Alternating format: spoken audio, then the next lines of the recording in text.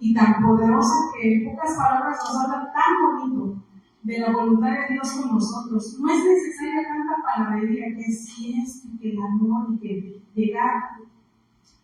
El Señor quiere que tengamos una relación tan estrecha con Él, que por eso tiene que ser un gran conflicto el hablar con Él como un amigo. ¿Por qué entonces se complican tantas situaciones en otros lados? Fíjense, hermanos. Esto tiene que ver con lo que les mencionaba hace un momento, de Teresa de Ávila. Su experiencia de la divinidad la vivió en la interioridad, pero se manifestaba con frecuencia en fenómenos somáticos, es decir, en su cuerpo. Los más visibles son los éxtasis, pero no pertenece a la esencia del misticismo. O sea, no es una experiencia religiosa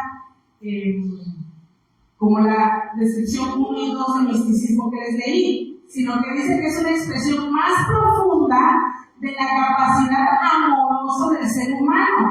Como es una página religiosa, no lo dice, como yo ya se los mencioné hace un momento, con todas sus letras, sino que lo dice de una manera muy sublime. Dice, no pertenecen a la esencia, perdón, es la expresión más profunda de la capacidad amorosa del ser humano.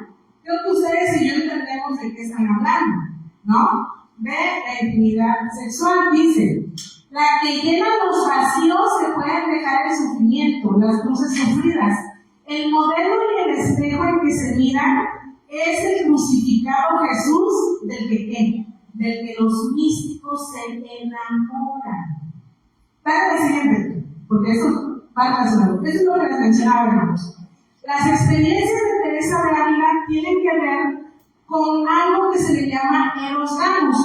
Eros Gamos es esto, donde un ser divino tiene intimidad o relación con un ser humano.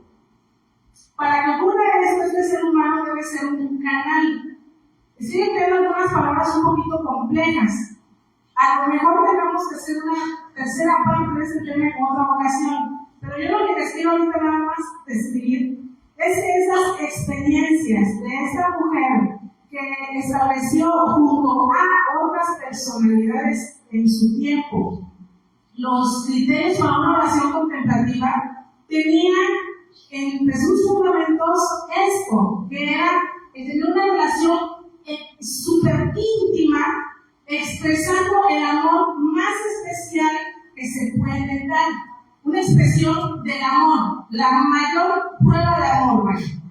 Y tiene que ver con esto que se llama Eros Gamos, que es tener relaciones con alguien divino, que no tiene nada que ver con el cristianismo. Esto es satanismo puro, hermanos. Y a veces decimos, ¿cómo es que esto se puede meter en mi hogar? A lo mejor tenemos el concepto correcto de oración, pero cuando nosotros prendemos el televisor o leemos alguna historieta, estamos viendo que nuestro subconsciente ya lo estamos templando para que no se espanten de otras cosas. Y por ejemplo, esta película que salió hace como 15 años, donde se supone que un ser divino cae del cielo con un martillote de metal, y entonces se enamora de una chica que es una terrícola, como nosotros comprenderemos. Ese es un Eros Gamos. Y nosotros lo estamos permitiendo en nuestros hogares. Aquí ya estamos tocando, ahora sí diríamos, no, pues al principio hablábamos de oración, no de eso se trataba el tema, sí, hermanos. Pero tenemos que tocar esos temas porque es una forma sublime, inconsciente, pero a veces no es tan inconsciente cuando nosotros decidimos qué programas o qué lecturas ven nuestros hijos en casa, o qué estamos nosotros viendo por entretenernos ese domingo a la hora de la comida. Eso es algo delicado, hermanos. Fíjense qué tremendo. ¿Cómo se atreve alguien a decir que un ser humano puede expresar la mayor prueba de amor con nuestro Padre? Y lo maquillan de una manera tan maravillosa, porque de esa manera se reciben mensajes del cielo. Siguiente, por favor. Dirán ustedes, bueno, ¿y eso hacemos aquí? Pues, ahorita van a ver lo que les traigo. Miren, esta es la fuente, salió en el periódico La Jornada desde el año 2013, si no mal recuerdo, pero dice la fuente. Por si alguien es de alguna denominación diferente a la nuestra, o hasta de la nuestra quiere la fuente, ya está. Si no, les comparto lo que preparé. Dice, al respecto de Teresa de Ávila, hace 500 años, el 28 de marzo de 1515, antes del 2015, entonces, nació Teresa de Cepeda y Ahumada, quien ha pasado la historia de la literatura y de la Iglesia como Santa Teresa de Jesús o Teresa de Ávila, fundadora de la Orden de las Carmelitas Descalzas. Pero fíjense esto, hermanos. Fíjense esto. Autora de los mejores textos que dicen eróticos religiosos. ¿Y por qué es la más famosa de ese tipo de escritos? ¿Quién la habrá inspirado? ¿Jehová? Claro que no. Ella tenía intimidad con quién, o comunicación con quién, pues con Satanás. Y es una de las precursoras de la oración contemplativa, que se ha infiltrado algunas maneras dentro del adventismo, no solo en la forma en la que oramos, sino en la que nosotros contamos historias. Y por eso les traigo los siguientes ejemplos. Ya casi vamos a concluir, hermano. Siguiente, por favor. Fíjense, este es algo que encontré respecto de ella y me inquietó mucho. No sé a quién habrá visto. Y esto tiene que ver con lo que vimos hace 2 semanas, hermanos. Cuidado con eso de que es que yo todavía recuerdo cuando caminabas en el techo, pero algún día te veré. Yo no sé con quién está matando. Tú estás recordando a un ser querido muerto, pues el siempre dice que ya quedó todo en el olvido al respecto. ¿Con quién hablamos? Hace poco vi una imagen en internet de una persona de la iglesia. No fue como humano, ya hace 2 semanas les había dicho que era de familiares. No, con su mascota de la iglesia. Una persona que conoce la doctrina bíblica y le está hablando a un ser vivo que para empezar ya está muerto y en segunda, aunque estuviera vivo, no tiene juicio. ¿En dónde está nuestra cabeza, hermanos? ¿Y por qué pasa eso? Porque de manera inconsciente el enemigo ha introducido mensajes subliminales a través de lo que vemos en la pantalla. Se dice que mientras estaba en el monasterio de la Encarnación de Ávila, Teresa encontró un hermoso niño que le sonreía. Asombrada al ver a un niño dentro del convento, le preguntó: ¿y tú quién eres? A lo que el niño respondió con otra pregunta: ¿y quién eres tú? Y ella le dijo al niño: soy Teresa de Jesús. El niño, con una amplia y luminosa sonrisa, le dijo: yo soy el Jesús de Teresa. Fíjense qué tremendo, hermanos. ¿Y qué dice la Biblia? Que los muertos nada saben. Y para empezar, ¿vio al niño Jesús Teresa de Ávila? Si nuestro Rey de Reyes, ¿en dónde está ahorita? Claro. ¿Dónde está el fundamento bíblico de esto? Y bien, estamos en los últimos tiempos, hermanos, y va a haber personas, Dios nos libre de ser nosotros, pero van a haber personas que van a decir: es que yo vi a Jesús allá afuera y me dijo tal o cual cosa. Cuidado. Fíjense qué tremendo. Siguiente, Héctor, por favor. Esta es la obra, es una escultura, dicho sea de paso, está impresionante. A mí me impresiona mucho este tipo de esculturas, la maravilla, la capacidad de las personas que lo hicieron, ¿no? Se llama Éxtasis de Santa Teresa, de Gian Lorenzo Bernini. Está en un museo muy famoso que no recuerdo ahorita, pero esa es una obra artística donde, si ustedes buscan por curiosidad cuál fue la inspiración para que se haya hecho esta escultura, se van a ir para atrás. Lo que les digo ahorita no es ni la 10ª parte, hermanos. El mencionar que vino un ángel, y no tanto un ángel, sino que el mismo Señor introduce una flecha, y bueno, con todo ese lenguaje subliminal, que ya no es subliminal de donde leí yo la fuente, ahorita como hay niños, no menciono yo qué significa la flecha, qué significa la herida en el alma, qué significa que ella siente que le sacan las entrañas, pero yo creo que más de un adulto aquí entiende de lo que estamos hablando. Y eso es el éxtasis de Santa Teresa, que no tiene nada que ver a cuando, por ejemplo, los profetas que están en la Biblia o la hermana de G. de White menciona cómo es que ella recibía las visiones, gracias a Dios por la inspiración tan hermosa que tuvo en ella para que estén escritos esos libros que tenemos en el espíritu de profecía. Siguiente, Héctor, por favor. Bueno, en nuestra otra página, que es también como nos dice que se hace la oración contemplativa, dale a la siguiente, Héctor, porque dice casi lo mismo, son 5 pasos. Hace un momento, bíblicamente, veíamos el bosquejo de los 3 puntos que debe tener la oración. Es sencillísimo, ¿sí o no se entiende? Mateo 6, lo contrastamos con lo que menciona nuestro Señor Jesús y ya tenemos una oración hermosa con la que nosotros nos comunicamos al Padre. Pero fíjense, en la contemplativa, fíjense qué interesante. Esto está en una página que se llama Centro Loyola, hablando de Ignacio de Loyola, fundador de la orden jesuita, y que también fue precursor de lo que son los ejercicios espirituales. Número 1, plantear algunas claves del texto. 2, hacer silencio y prepararme para escuchar. 3, leer el texto. Hacerme presente en él. Lo que les mencionaba hace un momento, con el ejemplo de la Santa Cena, no sé, como ustedes miran David y Goliat, ahorita les traigo el ejemplo, ahorita se los voy a enseñar. Y ustedes dirán, no, pues yo quiero ser un soldado que está ahí observando esta lucha entre Goliat y David, y qué aprendo, y introducirlo.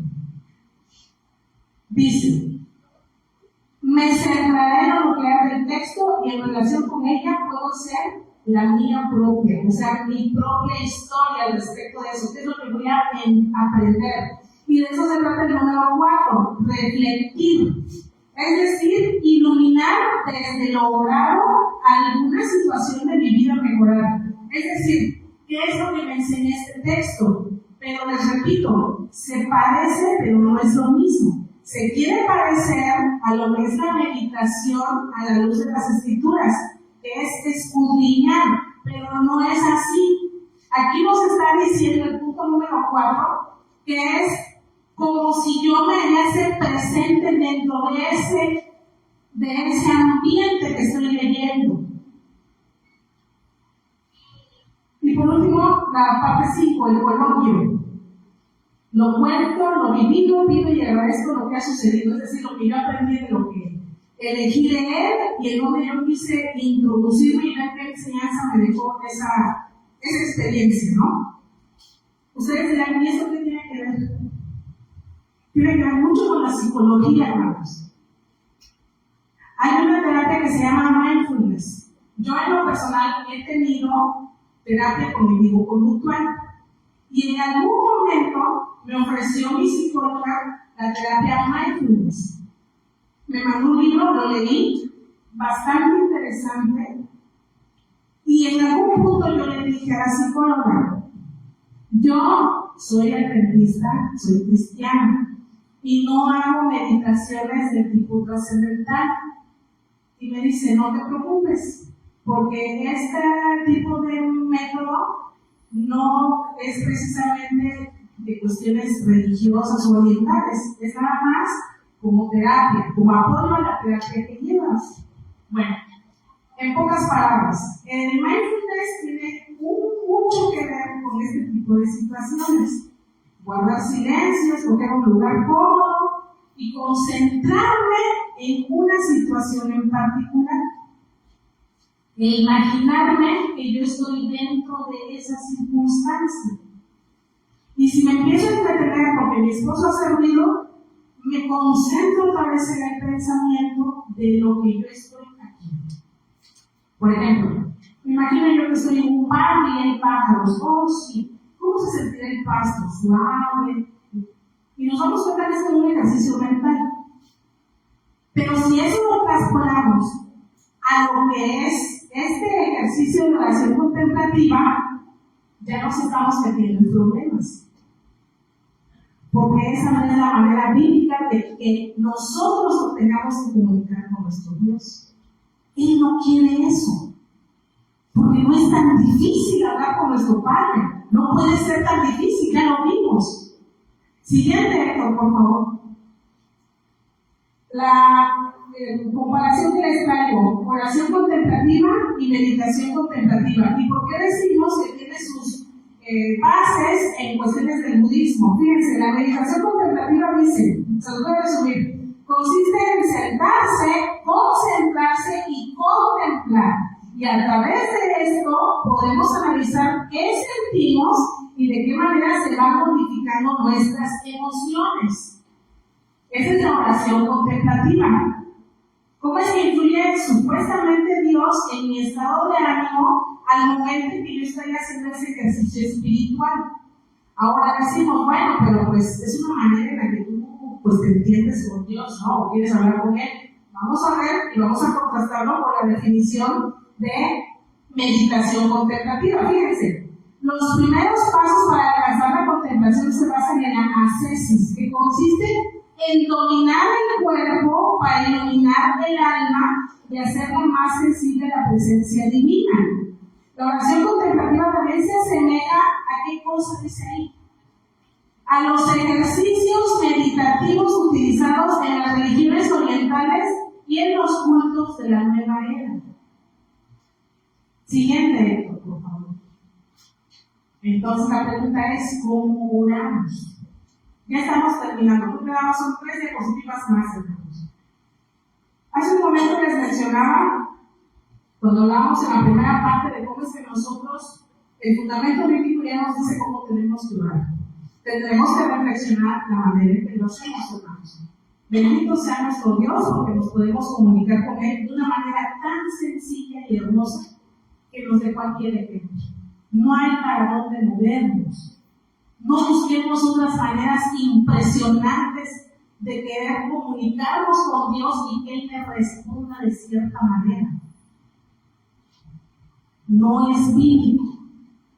Ahora, el tema de oración contemplativa, sí, pero también vamos a ver ahorita, breve, cómo es que se ha introducido dentro de nuestra iglesia la contemplación.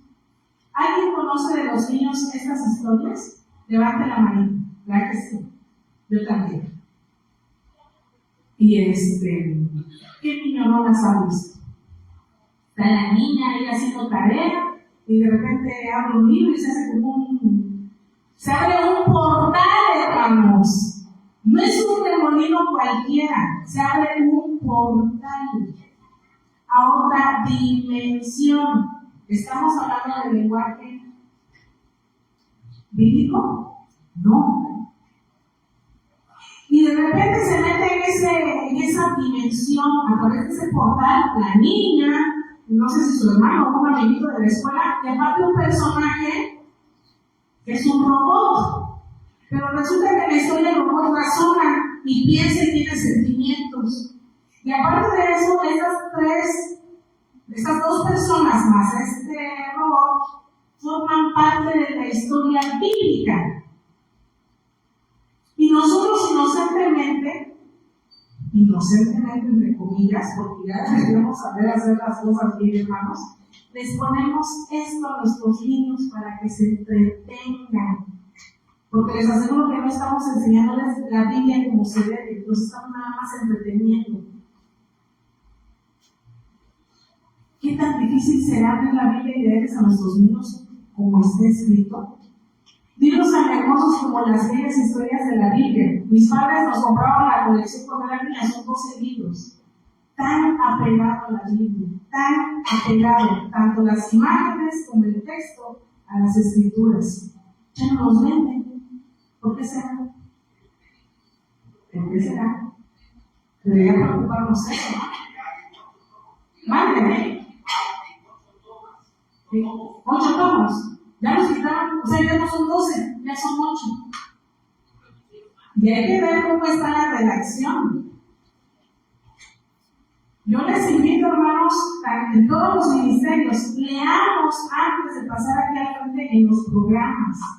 Hay nueva era a veces en los programas que nos mandan. Y la siguiente es el ejemplo claro. Siguiente, por favor. Casi terminamos. Fíjense. Yo le titulé a esta diapositiva una historia mal contada. ¿Cuántos estuvieron aquí la vez que fue el tema de los niños? Fue hace como 2 semanas, que fue el día del niño adventista. Pues no. Y se habló de David y de Goliat, ¿se acuerdan? A mí me encantan todas esas historias. Lo que más me encanta es los niños. Son mi fascinación ver su rostro de emoción. Pues que entienden los niños maravillosamente lo que Dios quiere para nosotros si les leemos las historias con amor, hermanos. ¿Saben cómo me mandaron la historia? No les voy a mentir. El material viene de la asociación. Viene, se los digo, no vamos a. Me gustaría leerles todo esto, todo como me lo mandaron, son 4 páginas. No viene ni el nombre de David, ni el nombre de Goliat, ni el nombre de nuestro Padre Dios, que es Jehová de los ejércitos. No viene ni el nombre de Saúl, no viene el nombre de Isaí. Y resulta que esta historia está en algún lugar del universo, porque no menciona ni el lugar geográfico, donde pelean 2 ejércitos que no sabemos ni quién es quién, porque no menciona jamás que haya un Israel ni haya filisteos. Hermanos, a mí me entristeció y me enojó. Dije, este es el material para el día del niño adventista. ¿Qué está pasando?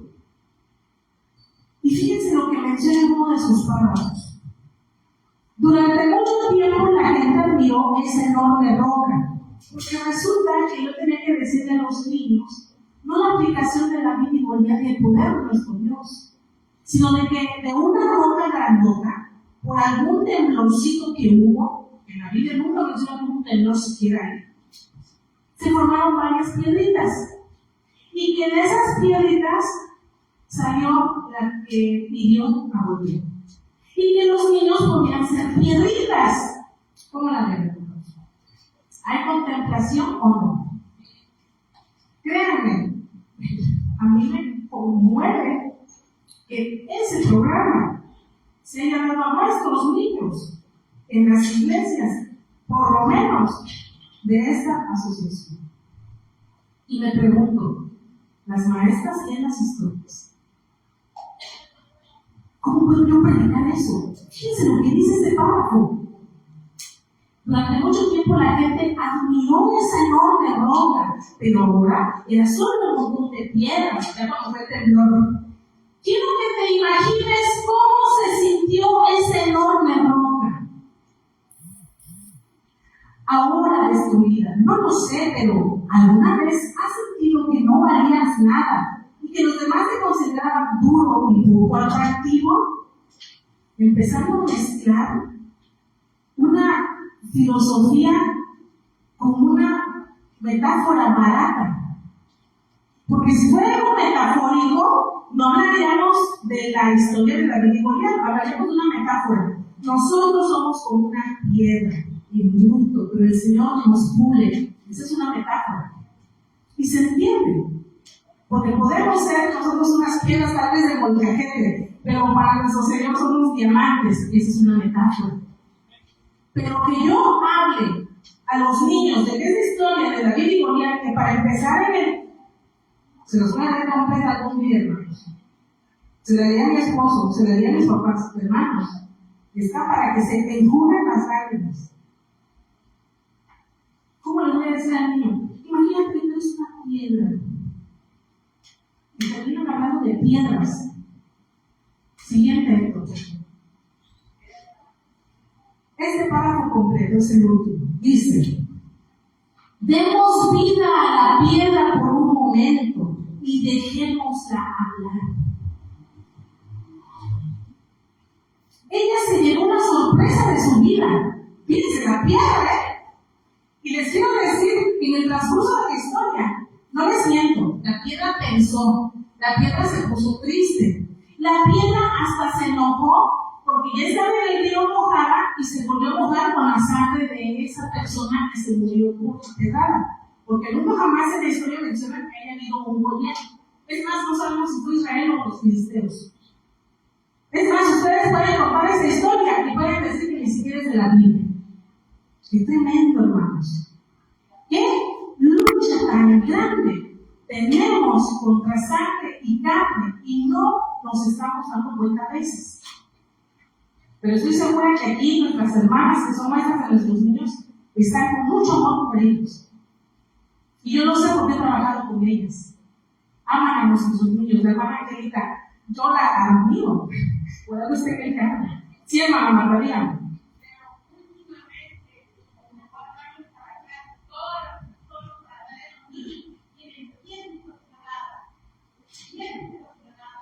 Pero una cosa es que vengan distorsionadas las historias y otra cosa es que me la den distorsionada. ¿Sí o no? O sea, no porque me lo mande el juicio, yo no voy a predicar, si no tiene base bíblica.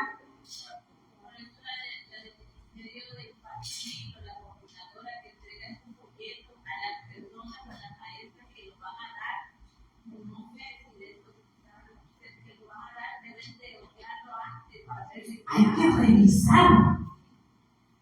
Y les quiero decir, hermanos, no es la primera vez. A mí me han invitado a dar muchos temas en niños, no solo aquí, en otras iglesias donde he estado. Y no es la primera vez que hay este tipo de situaciones, pero esa creo que es la más grave o la que más me ha espantado. En otras he tenido otro tipo de situaciones y yo digo, oye, pues ¿por qué dicen que David dijo eso? Por decirlo. Pero vean lo que siguen diciendo. O sea, ya que la piedra tuvo sentimientos y todo esto, dice que la piedra se llevó la sorpresa de su vida. Este chico la había colocado justo en el objetivo que era la frente de ese gigante. De repente las piernas del soldado gigante, fíjense, no tiene nombre, se doblaron y él cayó al suelo ante la mirada sorprendida de ambos ejércitos. Ambos ejércitos que les digo, no sabemos ni quiénes estaban peleando. Pudo haber sido Rusia y China y así termina la historia. Este pastorcito lo había derrotado. El ejército empezó a gritar, ¡bravo, viva! Hermanos, eso gritó. Vámonos a la historia. Vayamos a primera de Samuel. Gritó eso el ejército. ¿Sabes qué? La piedra pensó que los soldados la estaban felicitando. Y dijo, oh, finalmente sabes quién soy, por supuesto. Vengo de una piedra grande. Caminé varios kilómetros para llegar hasta aquí. Para su sorpresa, la piedra se dio cuenta que no le gritaban a ella, que le gritaban al pastor de ovejas que había vencido al gigante. ¿Qué les parece la historia? Sí, hermana.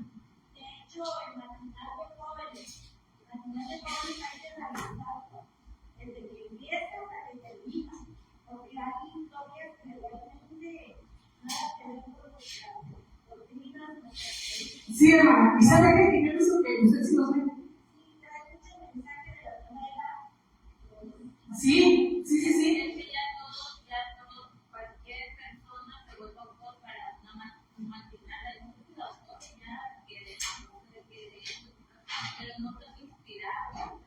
Así es, por eso tenemos que escudriñar lo que leemos, hermanos. ¿Sí? Aquí puse tomado del sermón del Día del Niño y del Adolescente 2024. Siguiente, Héctor, por favor. Porque es la última. Bueno, yoga para bebés, por si no sabían, yoga para niños. Hay una escuela muy buena, muy costosa en Coatzacoalcos, donde les dan mindfulness para niños. Síguete, por favor. ¿Cómo adoramos? ¿Tenemos adoración contemplativa? Habría que analizar, hermanos. Si nosotros levantamos las manos en algún lugarcito y decimos, levanten sus manos, chicos, y vamos a orar a nuestro Dios para que su espíritu ahorita cosas. ¿De verdad? Tranquilos. No es crítica, sino es razonar a la luz de las Escrituras. Y compartir la información, hermanos. Gracias a Dios por su palabra. Siguiente. Esta es una página católica, vemos un rosario, una cruz, todos tomados de las manos. Siguiente. Ya terminamos. ¿Alguien quiere comentar algo al respecto? Bueno, para concluir nada más, quisiera saber si se entendió la temática de la tarde. A lo mejor fue un poco breve o yo no fui muy explícita, les pido una disculpa. Pero para que nosotros podamos reconocer el error, tenemos que conocer lo correcto. Y la primera parte se trataba de la definición de oración, que es la oración para con nosotros, hacia nuestro Padre, y cómo es que la contemplación no es solamente la oración, sino que se puede estar introduciendo en otras formas de enseñanza dentro de nuestra iglesia. Tenemos que tener los ojos muy abiertos, hermanos, porque bien nos dice la palabra de Dios que el enemigo no anda dormido, sino que está como león rugiente. ¿Sí? Y vienen cosas más impresionantes todavía. Tenemos que estar preocupados y ocupados con la vida espiritual nuestra y de nuestros seres amados. Sí, hermana, si quiere comentar algo, hermano.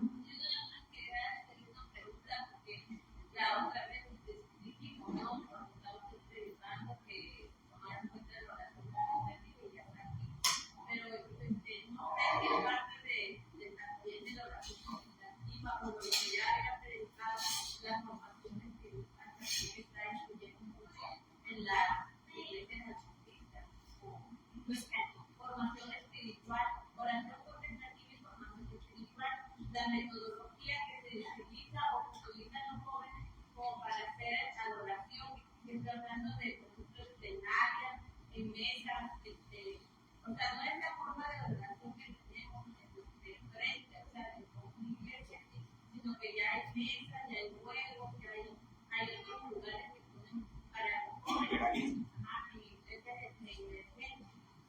Ok. Yo creo que ese sería un excelente tema. Si gustan, lo podemos preparar, lo platicamos con nuestro director. Iglesias emergentes. Creo que sería un tema muy interesante. ¿Qué les parece, hermanos? Aquí estamos para aprender y para desaprender, porque también hay cosas que ya lo traemos de cuando éramos niños, porque pues así nos educaron.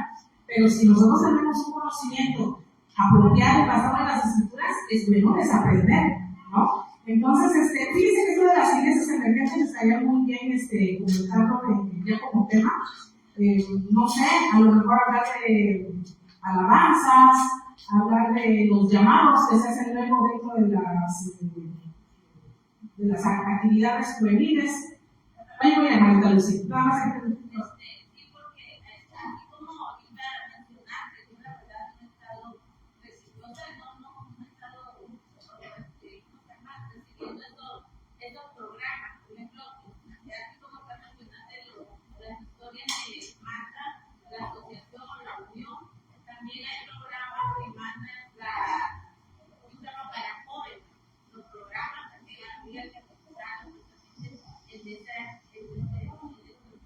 sí, de hecho hace como 2 meses vi aquí un tema en jóvenes, era de qué era, perdón, que no recuerdo qué tema fue que vi aquí.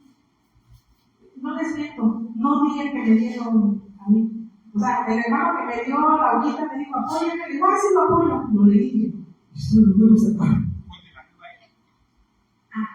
gracias. Cuando hablamos de la nueva era hace como 2 sábados, el tema no venía así, es más, no tenía nada que ver. Venían como 10 párrafos donde decía que yo les tenía que dar a ustedes un papelito. Y en cada papelito venía un texto bíblico que ustedes tenían que pasar aquí al frente y decir lo que entendieron y de cómo lo podemos aplicar para luchar contra la nueva era. Pero ¿cómo vamos a hacer eso si no sabemos ni de qué estamos hablando? Yo dije, yo no voy a decir eso, ¿no? Y estamos hablando de un tema muy plano, que no nos va a traer tanto conocimiento de lo que en realidad queremos decir.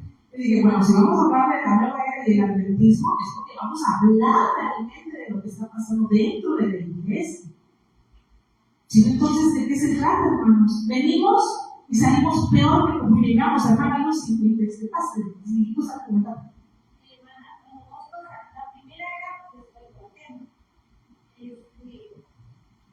Mi pregunta sería, muchas veces cuando hay alguna necesidad en alguna persona, en algún lugar, muchas veces decimos, busquemos a X persona, porque cuando ella ora sentimos bonito, sentimos felicidad.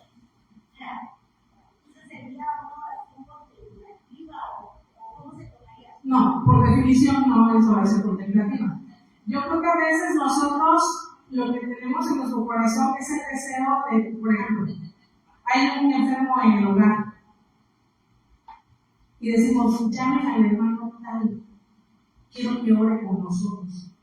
¿Por qué? Ahí nos vamos con la definición de misticismo, pero las primeras dos que leímos, de una persona que está muy consagrada. Y nosotros queremos que esa oración sea con un temor especial a nuestro Dios por nuestro enfermo. Y eso es bíblico. La oración por el enfermo es bíblica. ¿Sí? Y por definición no es una oración contemplativa. ¿Sí? Entonces no nos preocupemos. Está muy bien que haya preguntado eso, para que no sea la duda más de que si viene alguien ora y quiere que, no sé, que se unja el enfermo. No, claro. Y eso es bíblica. Pero no tienen las bases de una oración contemplativa de que me siento y empiezo a ver que el texto es lo que quiere decir y es lo que siento y cómo es que Dios me está hablando a través de...